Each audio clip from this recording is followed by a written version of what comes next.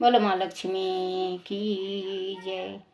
कार्तिक कृष्ण चतुर्दशी इस दिन वैदिक देवता यमराज का पूजन किया जाता है। इस दिन यम के लिए आटे का दीपक बनाकर घर के मुख्य द्वार पर रखा जाता है। रात को औरतें दीपक में तेल डालकर 4 बत्तियां जलाती हैं। जल, रोली, चावल, गुड़ तथा फूल आदि से नैवेद्य सहित दीपक जलाकर यम का पूजन करती हैं। इस दिन धनतेरस के पूजा का भी विशेष महत्व है। इस दिन पुराने बर्तन को बदलना व नए बर्तन खरीदना शुभ माना गया है। चांदी के बर्तन खरीदने से तो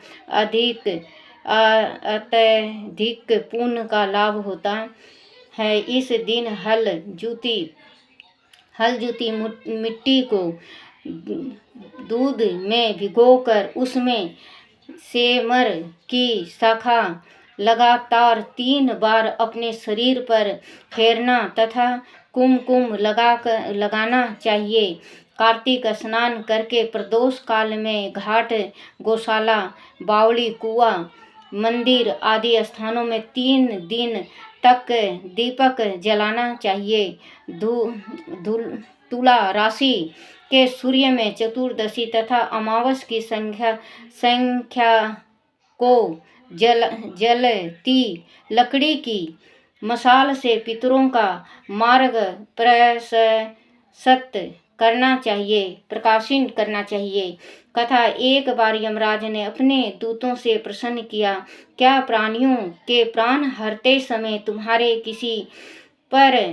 किसी पर दया भी आती है? यमदूत संकोच में पड़कर बोले, नहीं यमराज, हम तो आपकी आज्ञा का पालन करते हैं, हमें दया भाव से क्या आयोजन।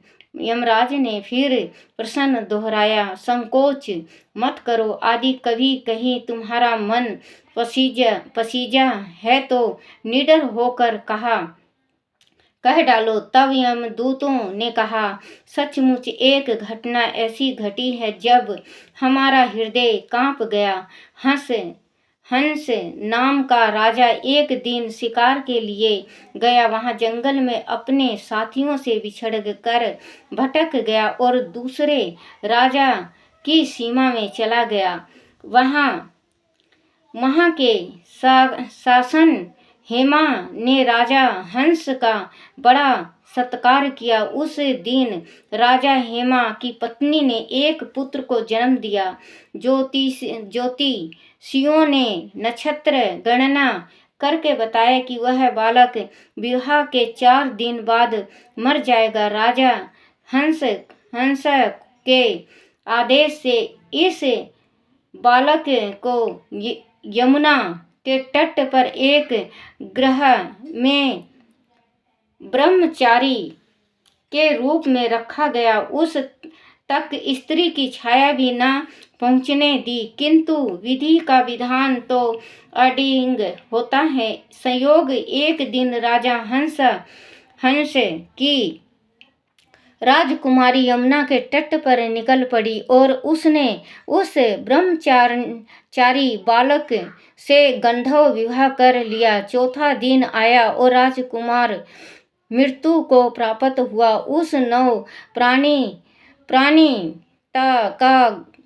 करुणा विलाप सुनकर हमारा हृदय कांप गया। ऐसी सुंदर जोड़ी हमने कभी न ही देखी थी और वह कामदेव तथा रति से कम न थे। इस युग को कालग्रस्त करते समय हमारे आंसू भी थम न पाए थे। यमराज ने द्रवित होकर कहा, क्या किया जाए? विधि के विधान की मर्यादा हेतु हम ऐसा अप्रिय कार्य करना पड़ता है। तब दूत के पूछने पर यमराज ने अकाल मृत्यु से बचने का उपाय बतलाते हुए कहा, धनतेरस के पूजन एवं दीपदान को विधि पूर्वक पूर्ण करने से अकाल मृत्यु से छुटकारा मिलता है। जहाँ जहाँ जिस जिस घर में यह पूजन होता है वह अकाल मृत्यु का भय पास नहीं